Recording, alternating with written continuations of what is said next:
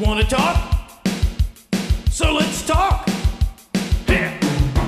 Talk. You wanna talk?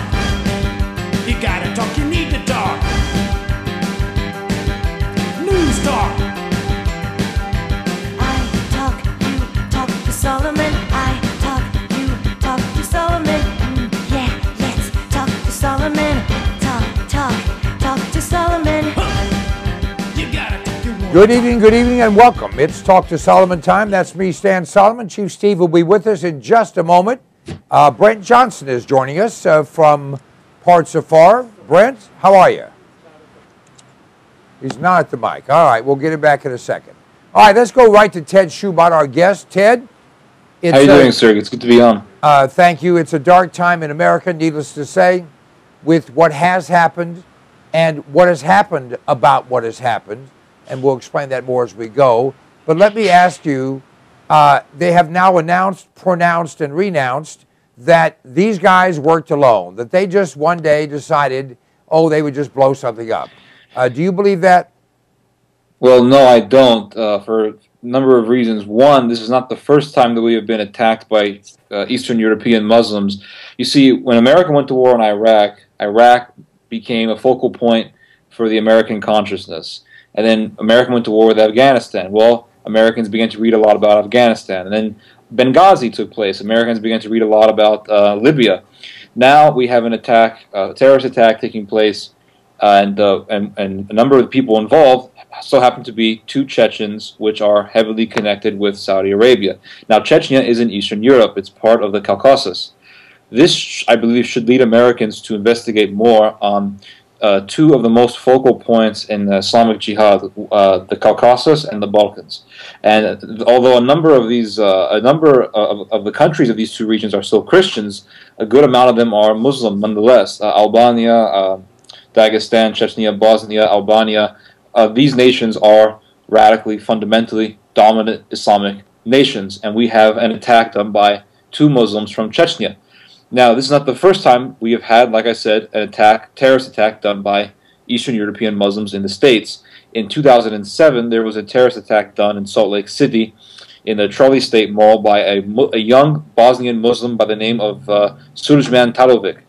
Now, something very similar. Sulejman Talovic was from Bosnia, came to Utah, went to the Trolley State Mall with a shotgun and a pistol, opened fire, and within 6 minutes managed to hit 9 people with bullets. 5 of those people lost their lives. 4 of them were seriously injured. More people died in that attack than in the attack in Boston. Now, that attack in Salt Lake City was considered to be a mere crime. It was considered to be a mere spree killing.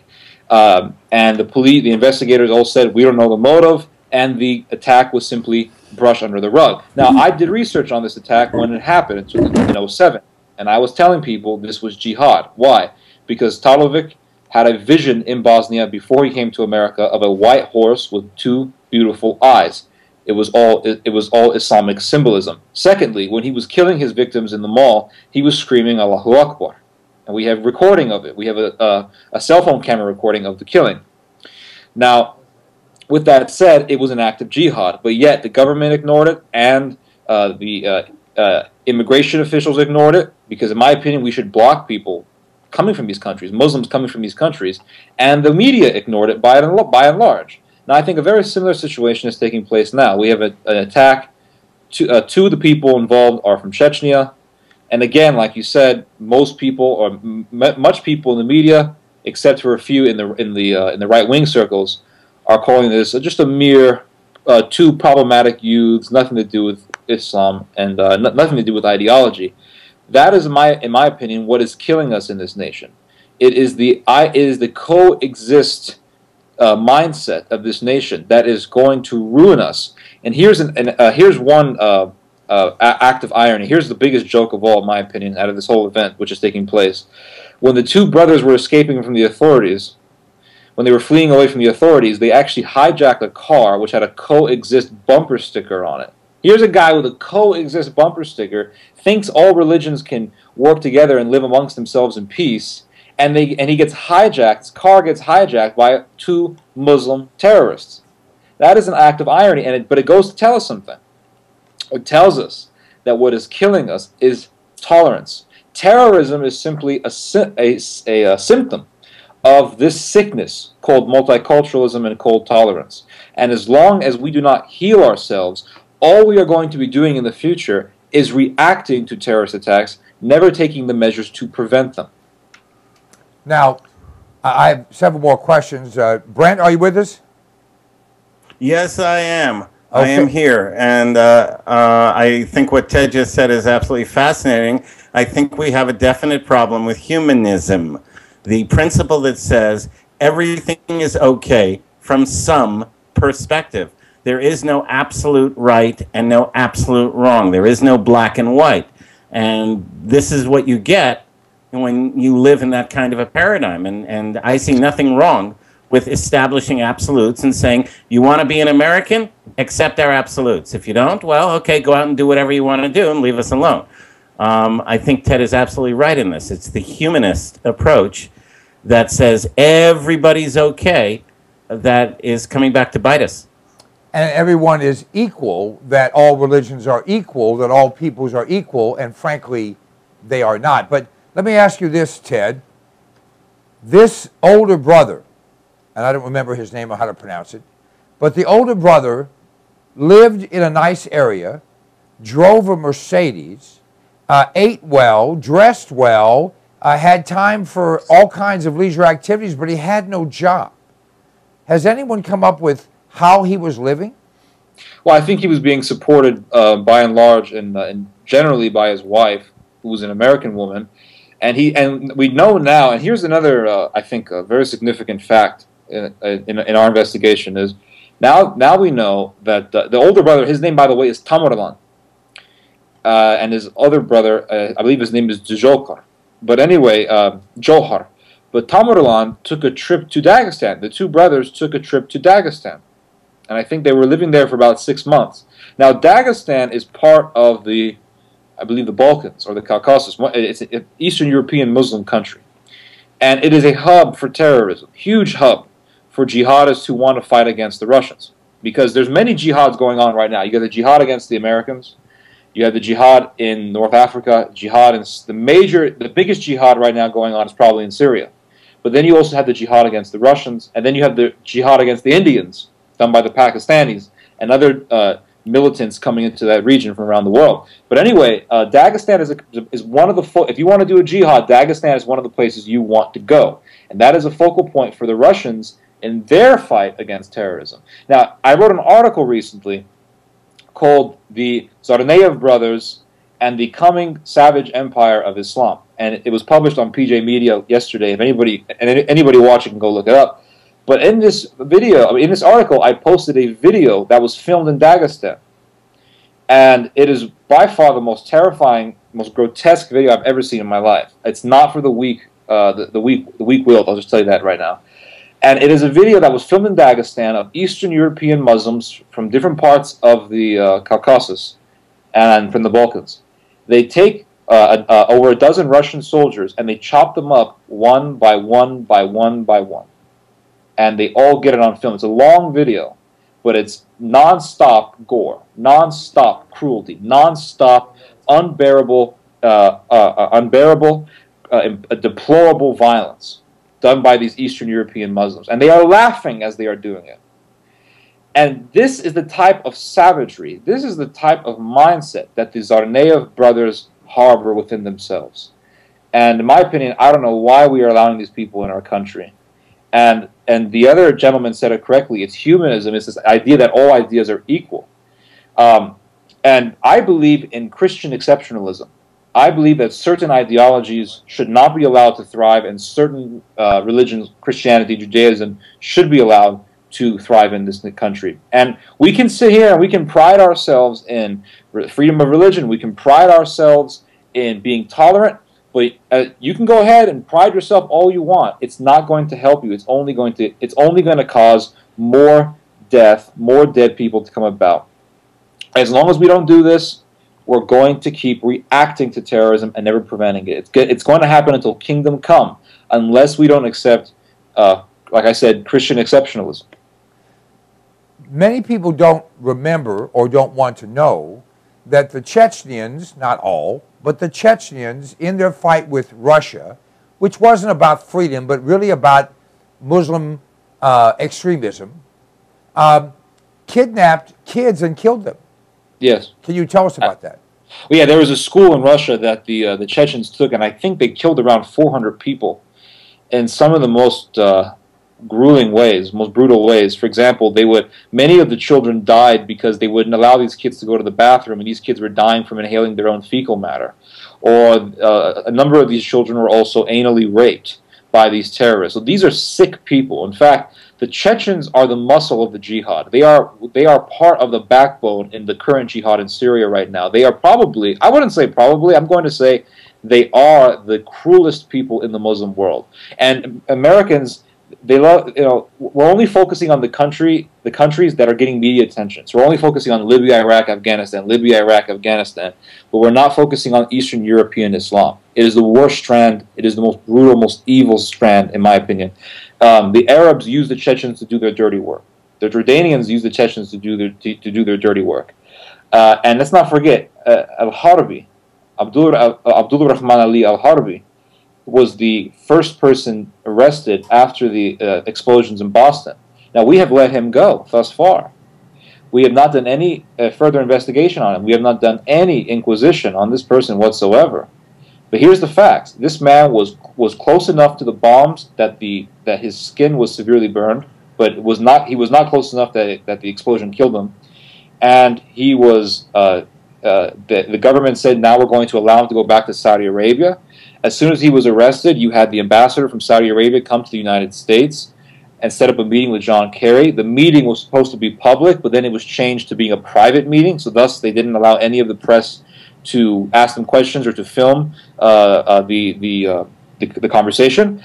And then here's what's really has not received the attention it deserves. While he was in the hospital, Al-Harbi was visited by Michelle Obama.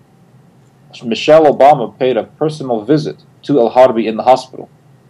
So now we know this is a setup. We have the Saudi, who was, of course, definitely took part in this attack, being let go without any further investigation, despite the fact that an officer and a citizen tackled this man down for being suspicious. And we don't have, we have two Chechens who have been apprehended, but the Saudi has been let go, which means that America is making deals with the Saudis, but the Chechens are being arrested, and those people are being treated, the Chechen is being treated as a citizen. He's not being treated as a terrorist. And we have seen this in multiple cases. We saw this in the Fort Hood shooting, where the terrorist is not considered to be a terrorist. He's considered to be just a mere murderer, and the terrorist act is considered to be a workplace violence. And you had the attack in Salt Lake City in 2007 by Bosnian jihadists, Salih Mantovic. That case was put under the rug, not considered to be a terrorist attack. And now we have this one, done by Eastern European Muslims. So, and America, I mean, if you watch the media, pretty much everything that comes out of people's mouths is either very, very unknown, obvious, coming from in-depth research, or it's very, very stupid and very mediocre. So this tells me that America has not done its research. Many of the elite researchers in America have not done their research. And if we continue down this road at this rate, expect to have more terrorist attacks, and also expect to have something worse than 9/11 occur in this country. Chief? Well, three quick points. I'm going to put this in my words, because I think most Americans, this is too complicated for them to really grasp a hold of. But the first thing is, what our guests have said, is that if we don't stand for something right and good, like Christianity, we're going to fall for what's left over, and fall hard and fast. The second thing is, our government is promoting this lone wolf theory because they don't want to address the real problem of Muslim Islamic terrorism. And so as long as they can blame it on a lone wolf, they don't have to do anything about the real issues at hand, or do anything against these Islamic countries or Islamic peoples, or whatever the case may be. The third thing is, if you want to get hijacked, get yourself a coexistence bumper sticker. If you don't, get a gun and a Gun Owners of America bumper sticker and stick it on your car. Love it. Amen. Now, Michelle Bachmann, Congresswoman Bachmann, was on Sean Hannity today talking about the fact that she has gotten the research that our government at the highest levels has purged from the FBI, from our military, any discussion, thoughts, or information about radical Islam. It just doesn't exist as far as they're concerned. They've just taken it off the playbook so that we don't even look for issues that may tie these things together. And we're being told, and I think that many Americans have figured it out. Many Americans have not figured it out. But anyone who believes these two guys acted alone is an idiot. We have the Obamas, and it's funny, when Bush did something with bin Laden's family, that really had nothing to do with bin Laden, but the media went crazy saying, oh, you're doing this for the Saudis. But now that you've got Barack Obama, whose campaign was initially financed by the Saudis illegally, and his wife, Michelle, going to visit a guy who was already on the terror alert list. The guy was already listed as a terrorist. And now they're going to, I don't know if they actually have, let him go because the Saudis have said, do not drag our name in the dirt. Even though, frankly, they finance, they brainstorm, and they arrange for many terrorist acts around the world, including this country. So we're in a situation where either the people, and here's my suggestion, folks, this is not Ted Shoebat, this is not Brent Johnson, it's not Chief Steve, it's Stan. The only good Muslim is one who you know well enough to know they're not a terrorist, and I don't know that you know them well enough. And if you don't know them well enough to know they're not a terrorist, assume they are one and act accordingly. There's no other way to deal with it. It's like if you come across a dog that you don't know, you assume the dog will bite. That doesn't mean the dog will, but you act accordingly. Am I off base here, Ted? No, you're not off base at all. In fact, I hope that all Americans adopt this mindset. Because think about it, Islam, see, we always treat religions as personal relationships between man and his God. And it is a wrong assumption. Religions almost always are political. Christianity, Islam, Mormonism, Buddhism, Hinduism, all of these faiths believe in a crusade to make the religion supreme. I am a Christian, and I believe in crusading for Christianity. Islam wants to fight to make its religion dominant. The question is not whether a religion wants to make itself dominant. Every religion and ideology wants to make itself dominant. The question is, dominant for what? Islam wants to create a hegemony in which all people in the world have to follow the tenets of Muhammad, have to be a part of the Ummah. Christianity, on the other hand, is a religion which believes in preventing tyranny, preventing evil, preventing bloodshed from taking place. And if that means fighting against evil, then so be it. So we have to always differentiate between the purposes of religion. What is the aspiration of a religion? And the aspirations and the intentions of Islam are very, very dark. Now, Islam, but that being said, Islam therefore is a political movement.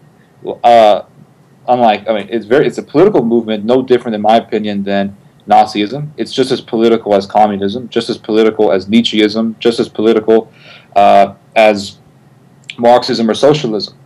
So we should never assume that somebody is Muslim. Oh, he just has a relationship between him and Allah. No, if somebody is Muslim, somebody is truly Muslim, that is, he really believes in fighting for the cause of Islam, whether that be by violence, physical violence, or whether that be by deception. And so there's two camps within Islam. You have the camp of muscle. Those are the guys doing all the dirty work. Then you have the brains. The brains are the ones that are giving the ideological underpinnings for violence, or they are giving the funding to support violence. It's a cooperative agreement. One cannot thrive without the other. You can't have fighters without money and ideology. You can't have ideology and money without fighters, because one is useless without the other. So they're both very dangerous. And right now Islam is trying to take us in both ways. They're trying to take us through violence, And primarily, they're trying to take us through brains, trying to take us for now through deception. And as the Roman writer Prudentius once wrote, it does not matter whether you are conquered through deception or through arms. You are still conquered. So we have to be vigilant on both camps. We have to be vigilant against the camp that wants to deceive us, and we have to be vigilant against the camp that wants to kill us physically. Brent?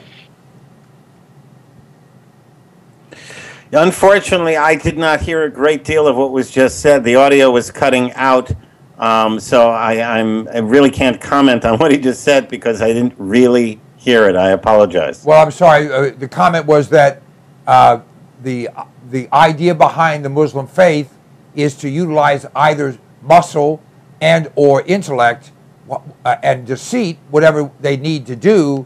And the reality is, if you are conquered, it makes no difference through what strategy. Conquered is conquered. And the Muslim thought process, whether it's from Eastern Europe or from the Arabs or from the Indonesians, it all comes down to their goal is to be in charge and then to wreak havoc on any who do not agree with them. Do you understand and agree with that? Okay, now I understand what you're saying. I can't completely agree with the generalization because, you know me, it's like, you know, I have no question there are Muslims that do exactly what you said, and they should be dealt with. But I do not accept that every single person on the planet who is a Muslim is a terrorist by any means. I also do not accept the official story around Boston and any of these other so-called terrorist attacks, because we have seen continuously that the government will massage the story for political purposes. In this case, the obvious Saudi connection, which of course, you know, we can't say anything bad about the Saudis no matter what. So the official story has to be disbelieved and at least questioned, you know, and which means we're not in a position to make intelligent comments on the specifics of what happened in Boston. I will say, though, what I said earlier, that we have no, as a country, as a culture, we have no set value system. As Christians, we do. But as a culture, the U.S. does not. And it is because of that lack of a value system that we have opened the doors to these kinds of extremist terrorist activities. They wouldn't, hey, if we were all walking down the street like in the Old West with, you know, holsters and guns showing and everything, I can almost guarantee you that the number of incidents that have occurred in the last 10 years would have been reduced to maybe not zero, but substantially reduced. We don't have a cultural value system that excludes this kind of behavior of which Ted is speaking. And that's the problem. You know, we can sit there and deal with the situation every time it happens, but we won't prevent it until we establish a real cultural value system. That means we have to get rid of the Democrats. All right, Chief? I like that idea. Well, you know, perhaps all Muslims are not terrorists, but all terrorists are Muslims. So what needs to be done is we've got to start getting rid of all this political correctness crap and say, you know what, we need to profile people that could be criminals. And since all the terrorists are Muslims, we need to start profiling that particular group of people and weed them out. And this guy they knew about, allegedly, and they closed the investigation, and yet no one's saying to Big Sis, but then you're obviously an idiot if you close the investigation on someone who's been planning, is planning, and did plan for this. They didn't do this over the weekend. This was a plan that was carried out, right, Ted? It was definitely a plan that was carried out, and I would agree with the other gentleman, his latter statement about the Saudis. America is making deals with the Saudis. That's why al-Harbi has not been brought to justice. Now, if you study who this al-Harbi guy is, he has around 6 members of his family who are official members of al-Qaeda. He has a number of other relatives who are in Gitmo prison right now. So the guy is definitely involved in terrorism. It's bad news. And I would agree with the other person. We don't have a unified ideology or a unified belief system that will unite us, because we have primarily watered down Christianity in the States. Now, what is the cause of terrorism? Of course, it's Islam, but why is Islam thriving in the United States? The reason why it's thriving, or the reason why it's being allowed to thrive, It's because of a very, very weak church in the United States. The church has apparently forgotten what the purpose of Christianity is. The purpose of Christianity, or one of the major purposes that is to fight against evil. The Scripture, the Bible, from beginning to end, is a manual on fighting the forces of darkness. And we have forgotten this, almost entirely have forgotten this great intention and purpose of Christianity, this great these great teachings which God has given us in prevailing over the dark principalities on this earth. So because we have forgotten this, a lot of wicked and evil ideologies have been allowed to thrive in this country. Islam, leftism, homosexuality, all of these political movements, Mormonism, all of these movements have seeped themselves into the church and have crippled us. I mean, there's very few pastors that I know who have the courage or who have taken it upon themselves to preach against Islam or any of these false ideologies to their congregants, because they don't want to get sued, they don't want to get the media attention, they don't want to get a bad reputation, they're afraid people might think they're racist or they're intolerant. All of this fear of appearing intolerant, all of this fear, and this whole idea of marketing Christianity for a modern day mindset has crippled the church to the point where it's become impotent. You have Muslims running all over the place. They want to destroy us. You have homosexuals running all over the place. They want to destroy our culture. And the church hasn't done anything. The church has allowed them to walk about and thrive. And what does Peter say? Peter says that the devil lurks about like a roaring lion looking for anybody to devour. Well, the devils are all over the place.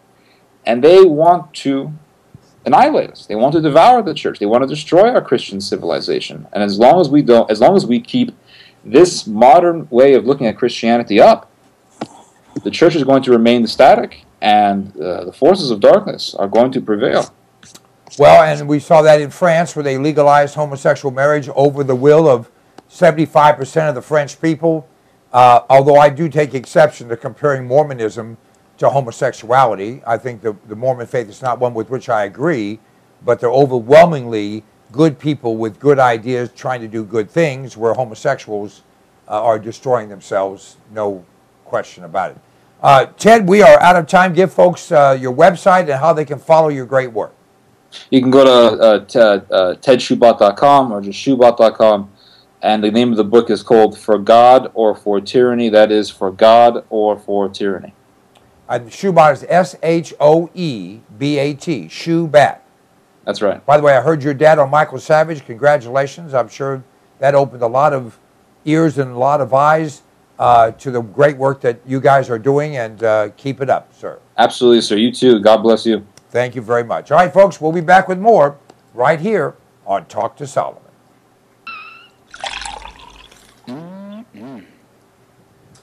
So, when people need